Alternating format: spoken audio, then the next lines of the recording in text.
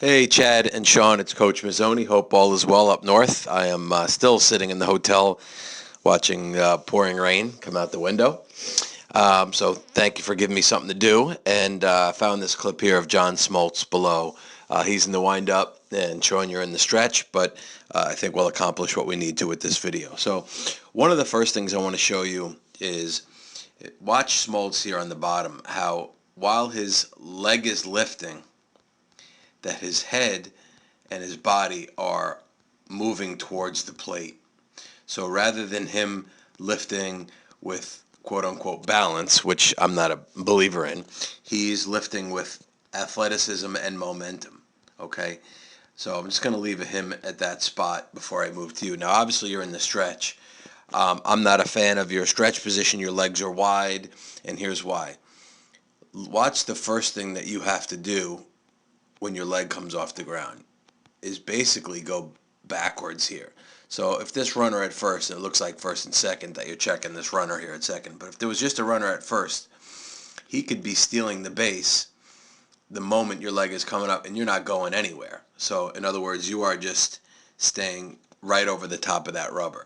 Now, here's where things get even further along, is that watch right through here. All this while, when the leg starts to come down, you are still, and I'm using sort of that, I guess, is that a flagpole or a foul pole or something behind you to your right, back here, that.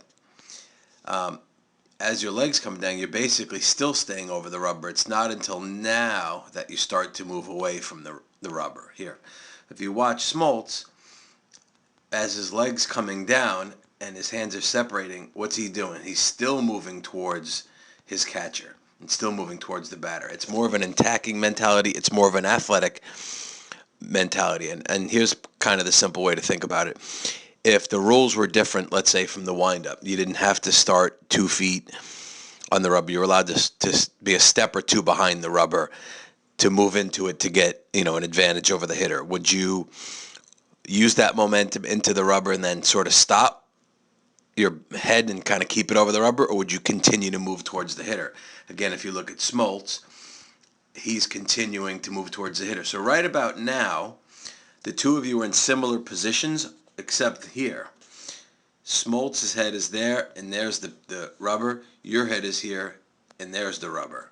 Let me see if I can get a better line. Here's your head, there's the rubber. Here's Smoltz's head, there's the rubber. He's just a lot further away. He's closer to the hitter. He's more athletic.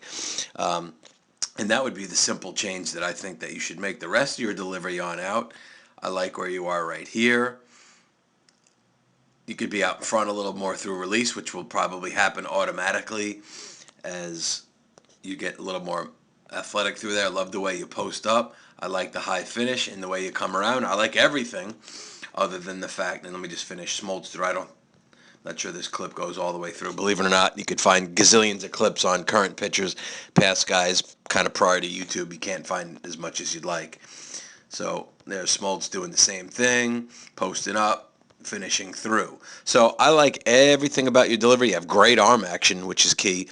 I just think you may have been trained to be balanced, and while I don't want you to rush forward, I want you to be more athletic through, as your leg is rising up and as your leg is going down. And I highly encourage you to go to YouTube and look at clips of 5-10 pitchers, wind up stretch, and just kind of watch for the same thing. Look at the commonality, how all of them are really athletic through their leg lift and the first move coming out of their leg lift.